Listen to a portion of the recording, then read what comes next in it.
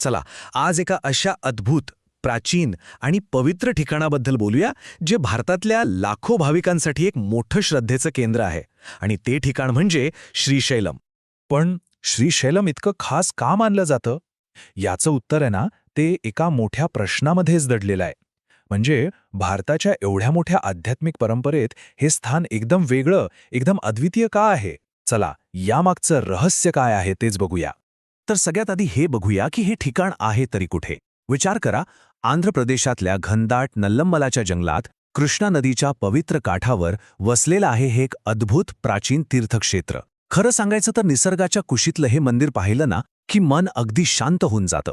Okay, तर श्रीशैलमच्या या अद्वितीय शक्तीमागे आहे ना एक खास दैवी समीकरण. आणि हो, हेच समीकरण या स्थानाला इतकं शक्तिशाली बनवतं. चला तर मग हे समीकरण आता आपण समजून घेऊया.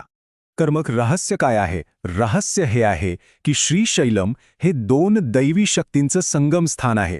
एका बाजूला आहेत भगवान मल्लिकार्जुन, जे 12 ज्योतिर्लिंगांपैकी एक आहेत.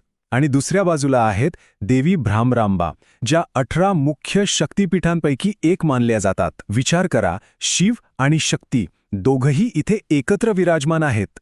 आता या समीकरणातला पहिला भाग आहे ज्योतिर्लिंग. पण ज्योतिर्लिंग म्हणजे नेमकं काय? सोप्या भाषेत सांगायचं तर ज्योतिर्लिंग म्हणजे शिवाचं ते स्वयंभू रूप, जिथे भगवान शिव स्वतः प्रकाशाच्या एका स्तंभाच्या रूपात प्रकट झाले. आणि ही काही साधीसुधी गोष्ट नाहीये. संपूर्ण भारतात अशी केवळ फक्त 12च अत्यंत पवित्र स्थळं आहेत. आणि समीकरणाचा दुसरा भाग तो म्हणजे शक्तिपीठ. शक्तिपीठ म्हणजे ती पवित्र स्थानं जिथे असं मानलं जातं की देवी सतीचे देह अवयव पडले होते. प्रत्येक शक्तिपीठ हे देवीच्या त्या वैश्विक शक्तीचं, तिच्या ऊर्जेचं एक मोठं केंद्र आहे. म्हणजे बघा, थोडक्यात सांगायचं तर श्रीशैलममध्ये शिवाचं प्रकाशरूप आणि शक्तीचं ऊर्जा केंद्र दोन्ही एकाच ठिकाणी आहे. किती अद्भुत आहे हे!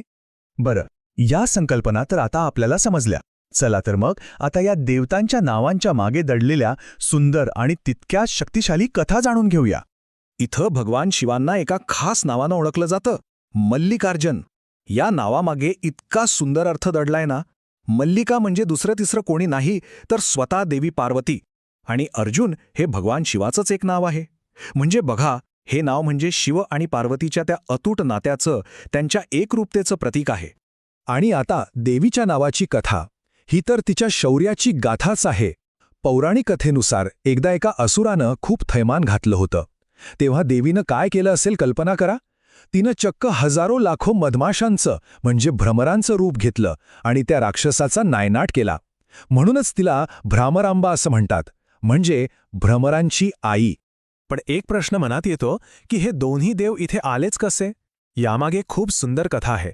असं म्हणतात की त्यांचे पुत्र कार्तिकेय एकदा रुसून या पर्वतावर निघून आले. मग काय, त्यांची समजूत काढायला स्वतः शिव आणि पार्वती कैलास सोडून इथे आले. आणि त्यांच्या येण्यानं, त्यांच्या पदस्पर्शानं ही भूमी कायमची पावन झाली. आणि शक्तिपीठाची कथा काय सांगते?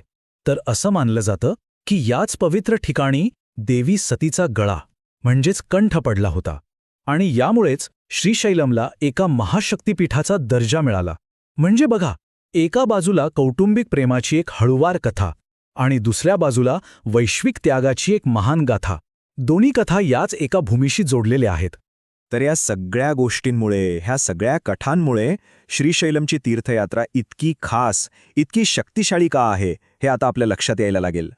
हे बघा, संपूर्ण भारतात श्रीशैलम हे एकमेव असं स्थान आहे जिथे 12 ज्योतिर्लिंगांपैकी एक आणि 18 शक्तिपीठांपैकी एक यांचं एकत्र दर्शन घडतं. हेच या जागेचं सगळ्यात मोठं वैशिष्ट्य आहे. आणि म्हणूनच या ठिकाणाचं आध्यात्मिक महत्त्व प्रचंड आहे. अशी श्रद्धा आहे की इथं दर्शन घेतलं की पापांचा नाश होतो आणि मोक्ष मिळण्याचा मार्ग सोपा होतो.